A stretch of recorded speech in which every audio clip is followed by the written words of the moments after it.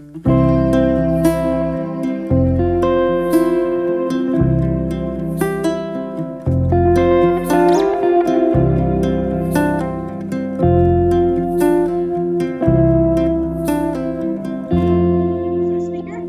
hi, everybody. Our pal Rich Gaugler is going to talk today.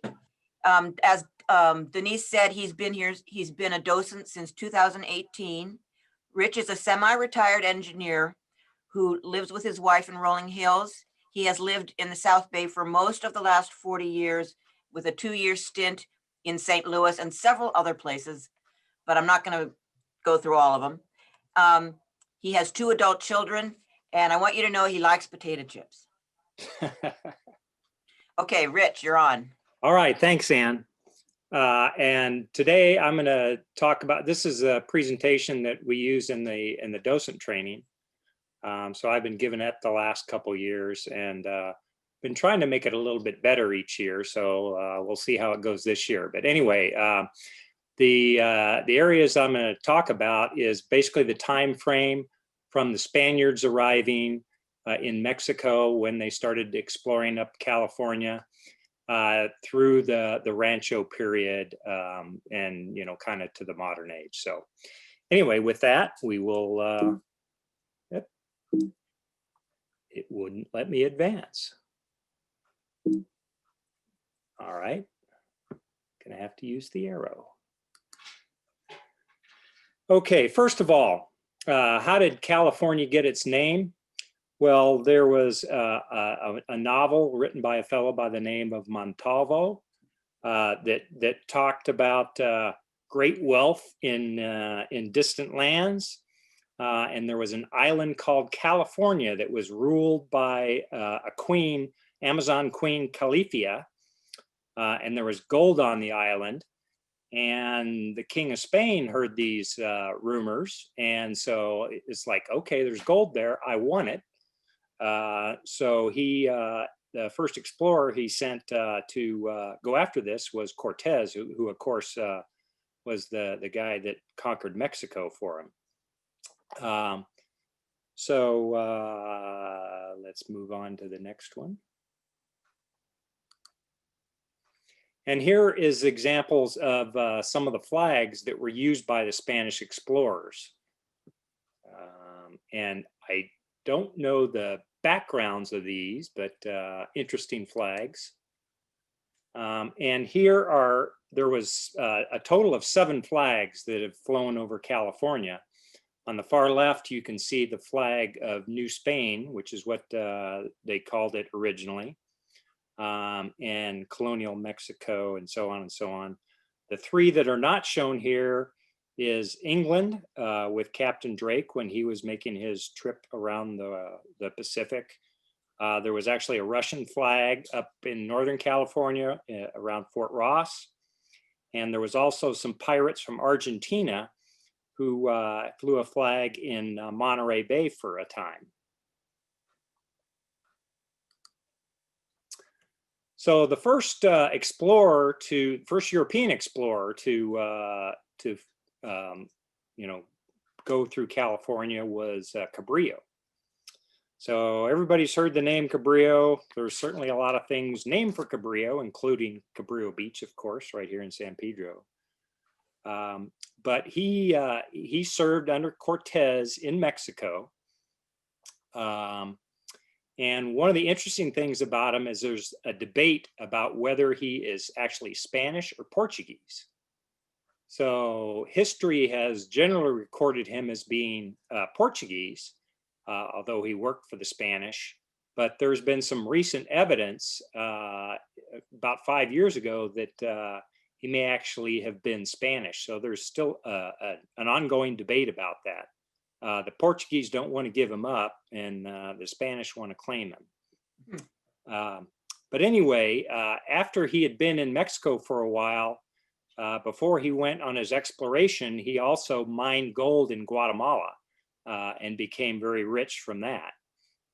But once again, he was best known for his exploration of California, and we're going to talk about that.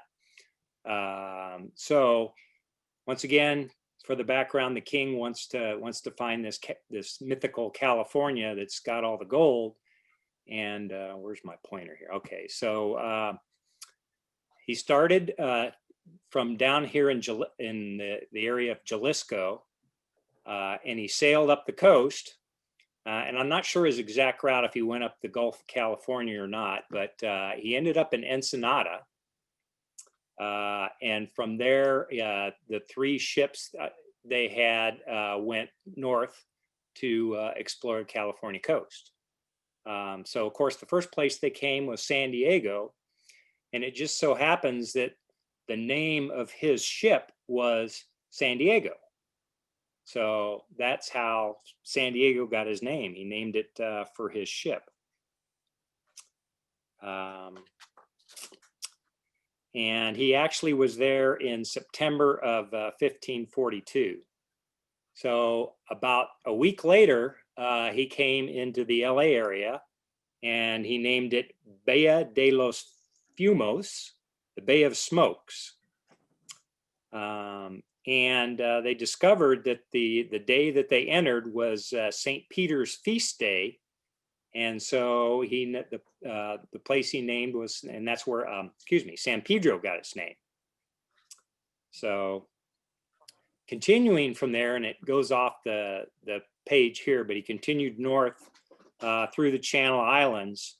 They're not sure how far north he got, but possibly to the Russian River. But he did not see San Francisco Bay, sailed right by it with the fog, which happened to be very common. It was actually almost 200 years after that before San Francisco Bay was discovered. So it took until the 1700s before they discovered San Francisco Bay. But anyway, he turned around and proceeded to Catalina. And while he was on Catalina, as he was getting off his ship, he slipped and broke his leg and ended up dying from an infection from the broken leg. And no one knows for sure where he's buried. There was a headstone found on San Miguel Island, and for years they think he was actually buried on San Miguel Island, but they're really not sure. And I'm not aware of any new information on that, but he also could be on Catalina or a couple of the other islands. So anyway, moving on. The next explorer was Vizcaino, and I think I just mispronounced it. It's Vizcaino, I believe is the correct pronunciation. And he didn't come until about 60 years after Cabrillo.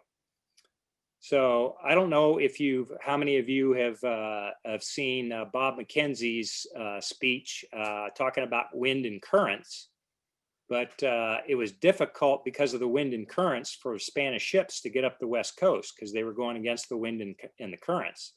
So they did not explore California. When Vizcaino came, the king was concerned that the Russians were moving in from the north, and he didn't want to give up this land that he had claimed. So he thought he better send another explorer up there. And Vizcaino actually accomplished little in the way of new exploration. He did find Monterey Bay, but he really didn't discover much more than Cabrillo did, although one of his challenges was to map the West Coast, and he did a very good job of charting the West Coast, and it was actually his chart of the coast of California was used up until 1790. He got as far north as Mendocino, and then he had to turn around as his crew started dying. He ended up with only half his crew when he got back. So moving on. Let's see.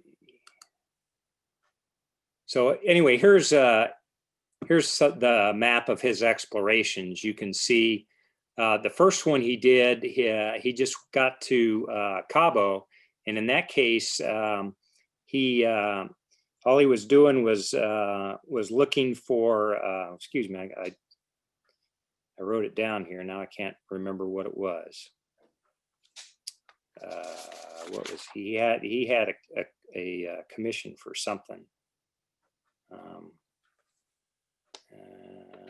Anyway, I've misplaced it, but his big exploration you can see is the dotted lines there, and that's when he got up north as far as Russian River.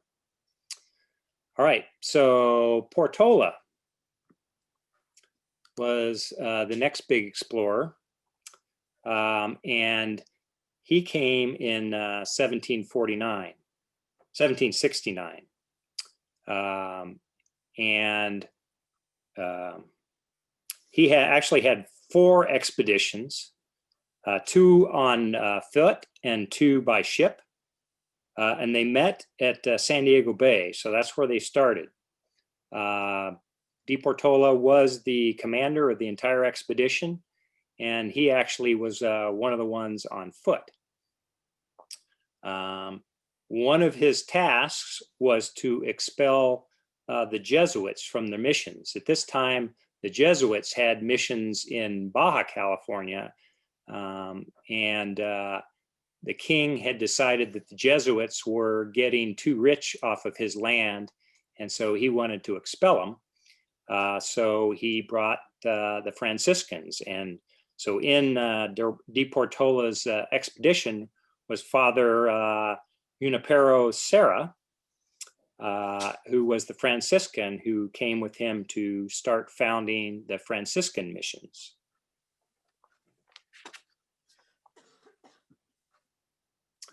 So this is just a depiction showing what they believe the start of the expedition looked like. So they marched north in 1770, and in June of 1770 they arrived at Monterey Bay, which they took possession for Spain. And Father Sierra offered mass, and they laid the beginnings of the mission of San Carlos Borromeo, excuse me, I'm mispronouncing it, Borromeo, and founded the Presidio of Monterey. So Sierra actually founded 9 missions himself of the total of 21 along the El Camino Real. So we will move on to talk about Father Sierra. And so here's a little biography of him that's in the presentation. So I'm not going to go through what you can read about it. But you have to understand that for many years there, it was mid 1500s that the Spanish conquered Mexico. And so we're already to 1770, and the Spanish hadn't really done anything in California. So until De Portola and Father Sierra came up this way, they really hadn't started, actually living in California. So another name to remember that was part of this expedition is Dominguez. So you might remember that name. So anyway, they ended up, this is some of the names for the LA area or the city of LA under the Spanish rule. So you can see it went through a number of names. Of course, most people just call it the City of Angels. But you can see in 1850, it finally officially became the city of Los Angeles. So next, we're going to start talking about the Sepulvedas and the Dominguezes. So here is Juan Jose Dominguez, and he was the first to receive a land grant from the King of Spain. So, as I said, the Spanish had very little presence in California at this time. And so Mr. Dominguez here figured out, hey, I can take advantage of this, and I'll ask the king for a bunch of land and tell him I'll raise cattle for him and establish a presence in California. And he was granted 75,000 acres. So he was one of the first to receive a land grant from the king. So moving on, where did the arrow go? There it is. So this is a little bit of the family tree of the Sepulvedas. So you can see here is his father, father of Juan Jose, who, as I was just talking about, got the first land grant. His father was the founder of one of the founders of actually Los Angeles. I don't know why it says Rancho de los Palos Verdes, but it was Los Angeles. And out of this, you can see his sons who will become very important, Juan and Jose. Those two sons become very important, as well as the Dominguez family. And Manuel Gutierrez was the caretaker of the Dominguez family's land grant. So this slide just talks about the two younger Sepulveda brothers and what life was like for them living in Palos Verdes at this time. So they grew up right here in Rancho Palos Verdes. They had as you can see, they had a canyon trail to Portuguese Bend. And they got to roam the hills and see the sea otters and Yankee trading ships and animals to hunt, so on, so on. So it was a very idyllic time for them to live here with you know, the way it was at that time. So as I'd mentioned, the Dominguezes also had a land grant. And some of these slides are a little bit out of order. I've tried to improve them, but I don't have it fixed just yet. But anyway, the big battle was between the Sepulvedas, the Dominguezes, and Gutierrez over who owned what.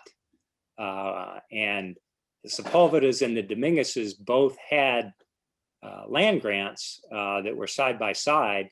But the confusing part was Gutierrez had been, the Dominguezes had been absentee in Spain. The original guy that had the land grant basically stayed in Spain.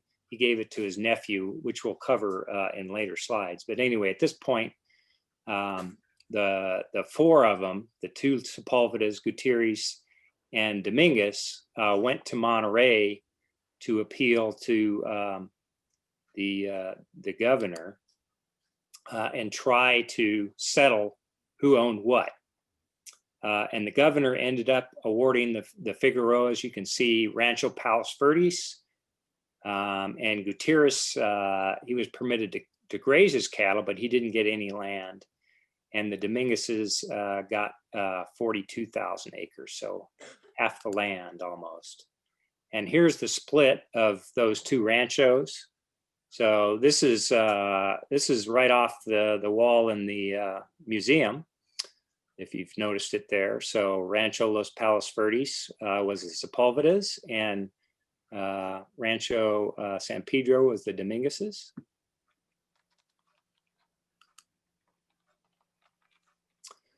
So the Sepulvedas, the Sepulvedas ended up having to maintain all this land. And over time, they kept selling off parcels. And this slide shows what the parcels were like in 1882. And you can see up here in the upper part, all the different names of the people who owned the different partitions here. And of course, the largest section right here, Rancho Los Palos Verdes, section H, at that time, this was right about the time they sold it to Jonathan Bixby.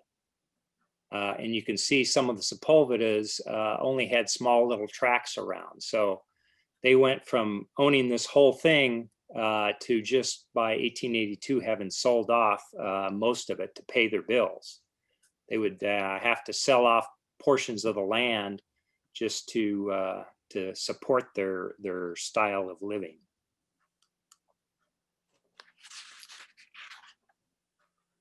So this is a picture of the San Pedro home of the last of the Sepulvedas who owned most of the land here, Don Diego Sepulveda. Of course, it no longer exists. It was at the corner of Channel and Gaffey Streets in San Pedro. So as you can see, for late 1700s to the early 1800s, looks like a pretty nice house. And they were mostly ranchers. And so here's a lot of the brands, different brands that they used. And so you can get a feel for all the different brands. Rich, Yes. we have a question. How did the Sepulvedas come into the picture after Dominguez got his land grant? I'm going to cover that in just a second. Okay. And a second question. Oh, wait a minute. I think I skipped something now. Oh. I'm sorry, I got a little, I went through all this last night and, okay. The Dominguezes were the ones that, right here, okay. 1810, Gutierrez gave permission to Juan Jose Sepulveda to graze his cattle on the western part of the property. So, yeah. So that's was the beginning of the court battle. So Dominguez got the land grant. Sepulvedas got permission from Gutierrez to graze their cattle, and because the Dominguezes were absentee owners until the early 1800s. That's what led to the big dispute. Okay. And one more question. You had mentioned that that he was raising cattle on the land. Were they raising cattle for Spain, for the king? No, it was for themselves. So the king just gave them the land because he wanted the settlers to be there to protect his land. So obviously he didn't give away all the land, but he was just trying to maintain possession of the land, keep the Russians from taking over, basically. Thank you. Uh-huh.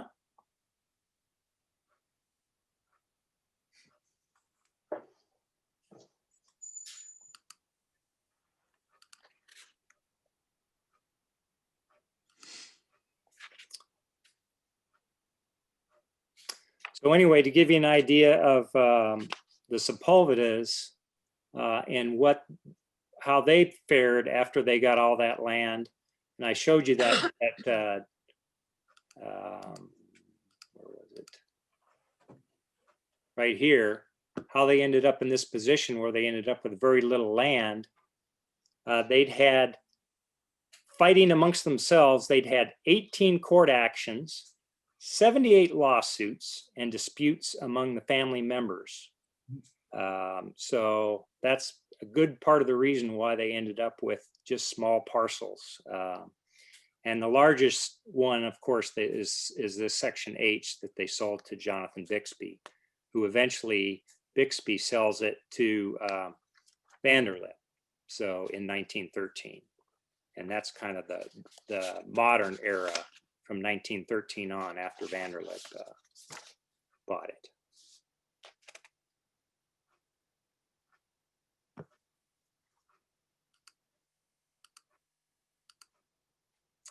So Roman Sepulveda was really one of the last, probably the last Sepulveda who really did a lot, and that was in the 1920s and 30s.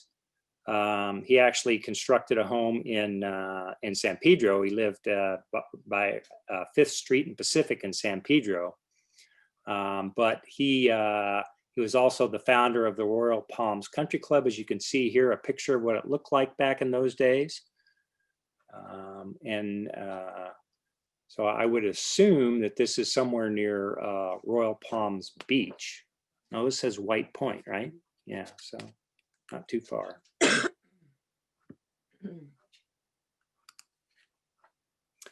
But anyway, one of the things that happened with the last little bit of land they had on near the shoreline was in 1942, the federal government came in and annexed it for coastal defense during World War II.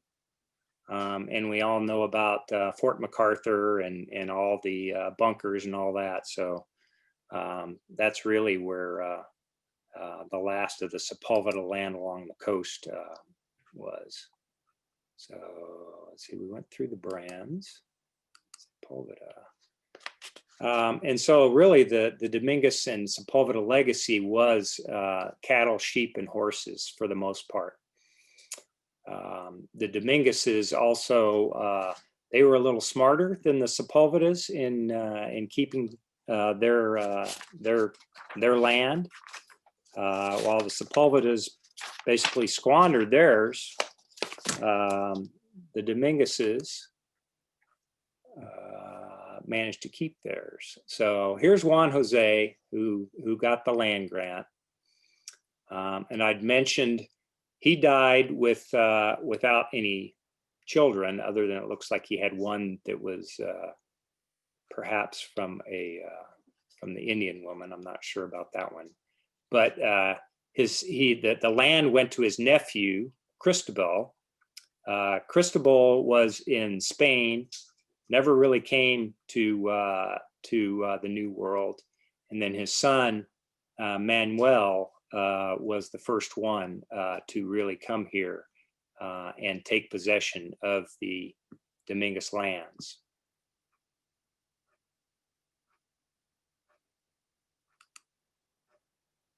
So here is Don Manuel. So he was the heir to the vast Rancho San Pedro, which we saw the map of how big that was. He actually had 42,000 acres as opposed to the 31,000 for the Sepulvedas. And here's kind of a drawing showing what his property looked like around 1880. And one of the important things you see here is the railroad. And the reason for that is the railroad, of course, was at that time was trying to expand. And so he was very smart and he started selling parcels of his land to the railroad. And that's how he was able to make his money and maintain his lifestyle with his ranching, was by selling land to the railroad. Don Manuel was a very educated person. He spoke both English and Spanish and held public office under both the Mexican and American governments. He was elected mayor of Los Angeles 3 times, served as a judge, and he was also a supervisor of LA County. So held a lot of different posts. And the Dominguez home still stands. It's located, as you can see right here, in Carson on Alameda Street. So here's a picture of the front of it. It's a museum today. And here is the chapel. Don Manuel was a very religious person, so he built a chapel right next to his bedroom, so he could go right into it. And you can see in the stained glass here the Dominguez name and 1826 when the home was built. And you can see also here the altar was built in Spain and shipped to California. So and the candlesticks from France. So obviously he was doing pretty well. He was able to afford to do all that.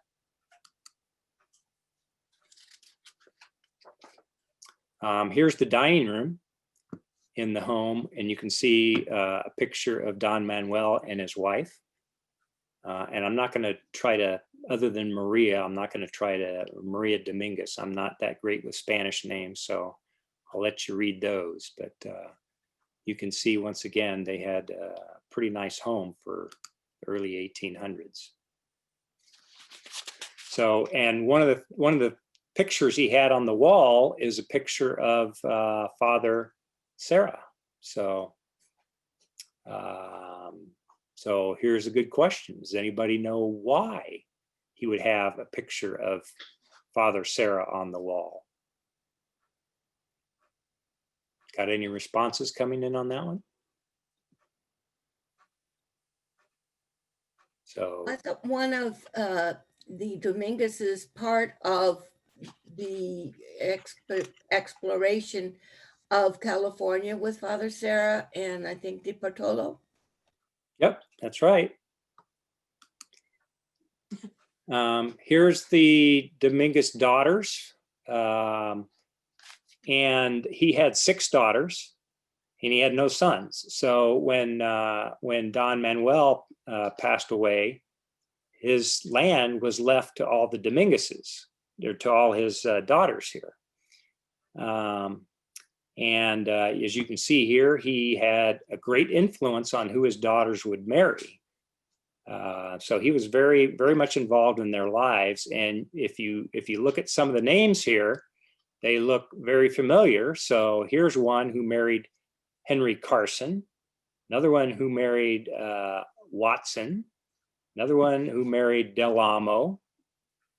So you can imagine those names are still prominent around here in lots of different places. So, and one of the things that the sisters did, Don Manuel died in 1882, but it took his daughters about 25 years to come to agreement on what to do with all the land. So in 1910, one of the things they did was they formed the Dominguez Estate Company, and each sister received 3 different parcels of land. They got grazing land for cattle, they got basin land, and they got ocean land. So they took all the land and divvied it up. And so it would be, instead of some people getting ocean and some people getting this, they divvied it up so everybody got a little bit of everything. And today, of course, you'd say, well, the most valuable land must be the ocean land. But that was not the case then. At that time, what they wanted was the grazing land for the cattle. That was much more important. So it turned out to be the grazing land in the long run ended up being the least valuable of the land.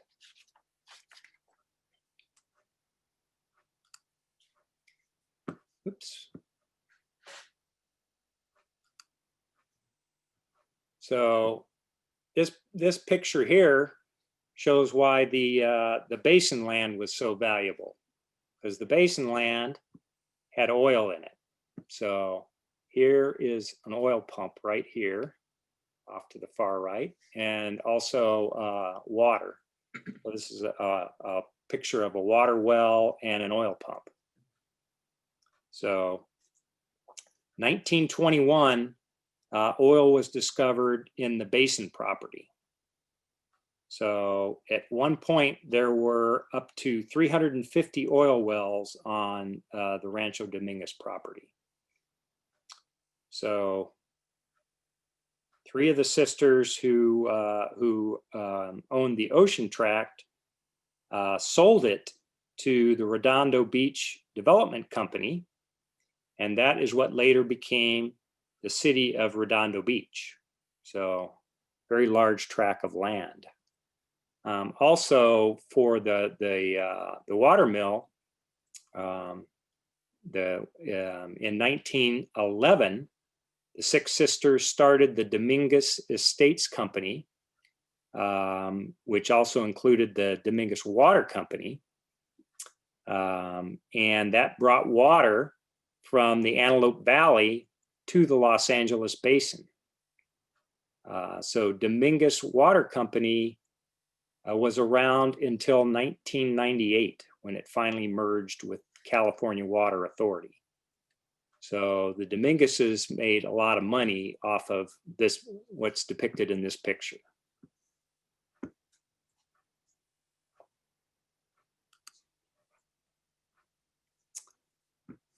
And the Dominguezes, there's still many Dominguezes still around, and it shows here they actually had organized the first air show in the country in 1910.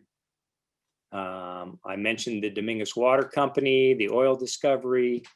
They built a monastery, and the eagle tree was a tree that had nesting eagles in it. And that was the northern boundary of Rancho Dominguez. It is, it's a sycamore tree.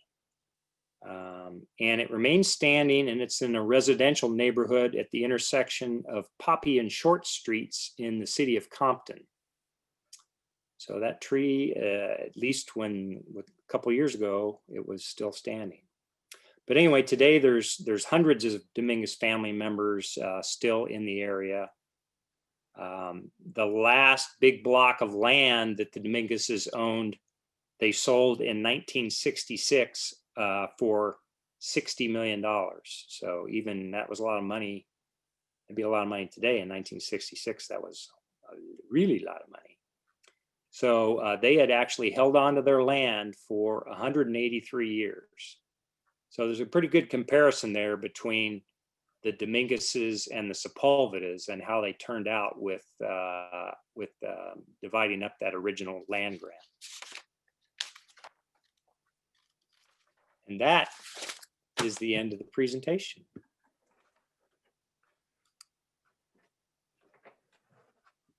Thank you, Richard. Thank you very much. Would you say perhaps that women did a better job of managing family finances than some of the men?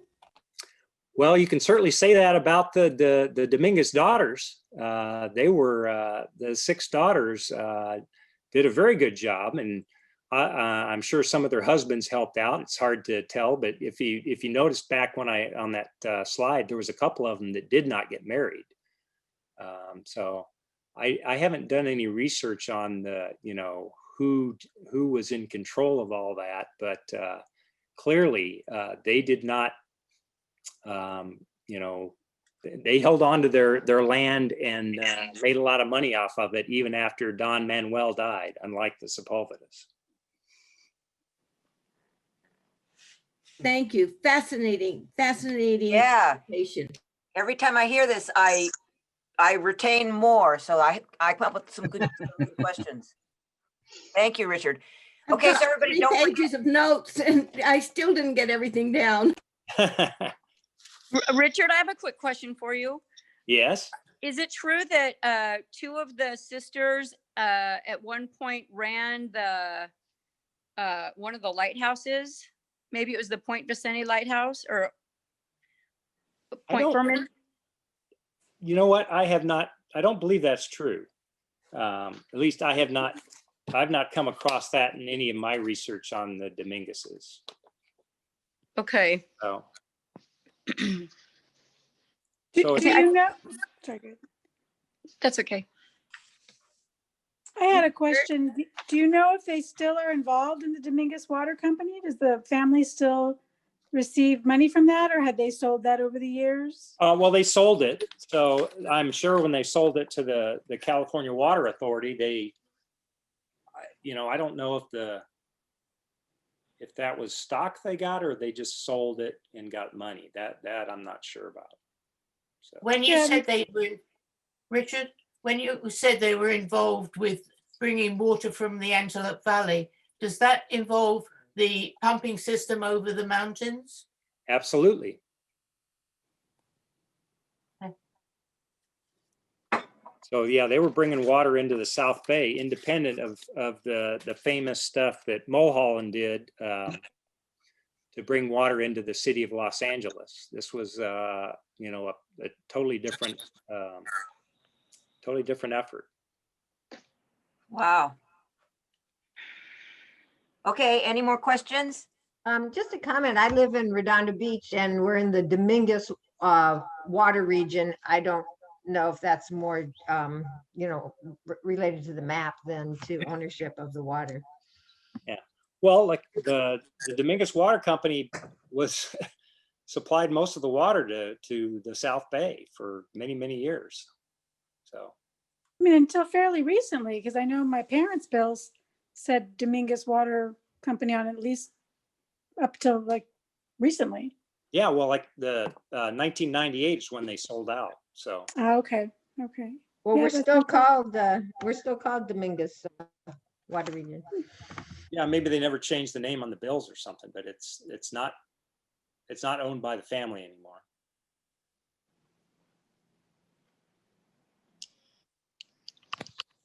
Okay, thank you, Richard. So everybody next.